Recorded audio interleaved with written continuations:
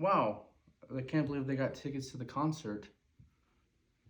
I wish I could be there.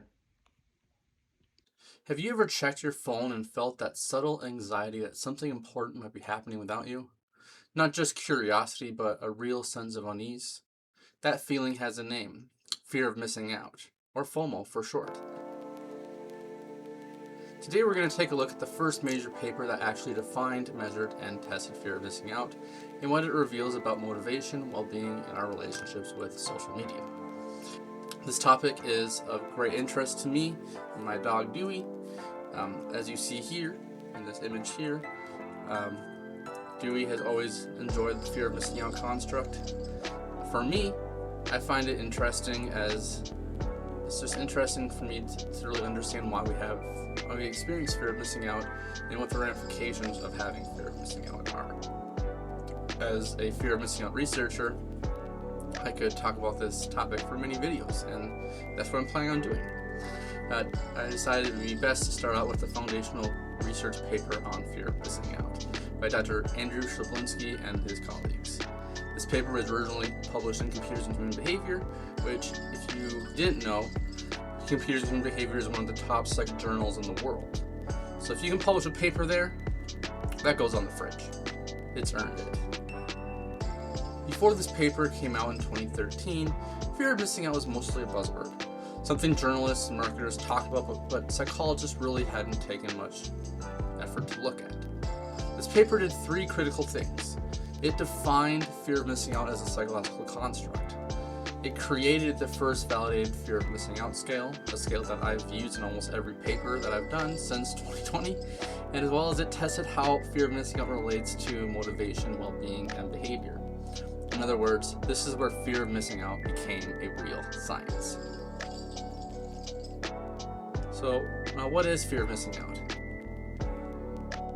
Fear of missing out is the pervasive apprehension that others might be having rewarding experiences from which one is absent. And importantly, it is not just a fear. The second part of fear of missing out is a strong desire to stay continually connected to what other people are doing. In other words, you're basically trying to confirm or dismiss the thought that you are missing out. And that's one of the very unique things about social media, is that we are now given an opportunity to really see what people are doing through what they post on their Snapchat and Facebook and Instagram. To know that social media did not create fear of missing out, but it made it constant, visible, and measurable. Now, with every research study, there's a psychological theory that often basically inspired that specific research. For fear of missing out, it's self-determination theory. Self-determination theory says psychological well-being depends on three, not one, not two, not four, not five, three basic needs. These needs include autonomy, which is feeling in control of your choices; competence, feeling effective and capable; relatedness, feeling meaningfully connected to others. The key idea here is powerful. Fear of missing out emerges when these needs are not being met. If you are feeling disconnected, uncertain, or ineffective, you are more likely to scan the social world for reassurance, and social media becomes a perfect tool for that. So this paper, like many great papers, had multiple studies. So I'm going to briefly discuss each of the three studies in this part of the video.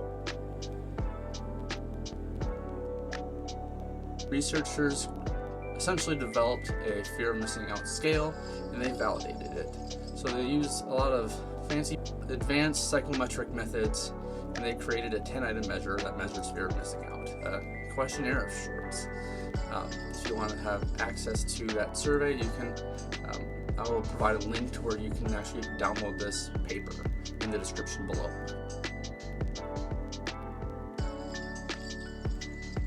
The key thing that we can take away from this is that fear of missing out can now be reliably measured as an individual difference, not just a mood or a momentary feeling. Study 2 is where things get a little bit more interesting, in my opinion. They asked the question, who experiences fear of missing out and why? So they recruited a nationally representative adult sample, and they found the following.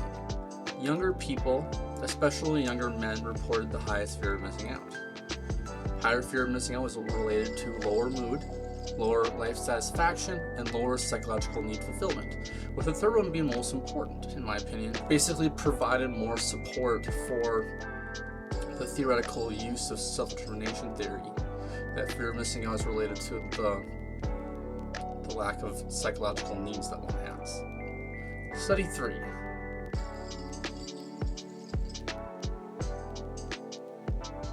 Study 3 zoomed in on college students and everyday behaviors. Students high in fear of missing out, they used Facebook more frequently, they were more likely to use social media during lectures, and they were more likely to check their phones while driving. This emotional ambivalence is crucial. So, in other words, you could say that fear of missing out doesn't make social media purely enjoyable, it makes it compelling. So what does this paper really show us? First, fear of missing out isn't about missing events, it's about missing psychological needs. Second, social media doesn't cause fear of missing out, but it amplifies and exploits it. Third, fear of missing out helps explain why people engage with technology even though it hurts their focus, mood, or safety. And finally, fear of missing out isn't a personal flaw. So if you experience fear of missing out, just think about it as a motivational signal that something deeper may be unmet. In future episodes, we'll look at how fear of missing out connects to attachment styles, personality traits, and more. If you found this helpful, consider liking the video, subscribing, and sharing it with someone who might be doom scrolling right now. I'm Dr. Alex J. Holt, and this has been Social Psychology Now.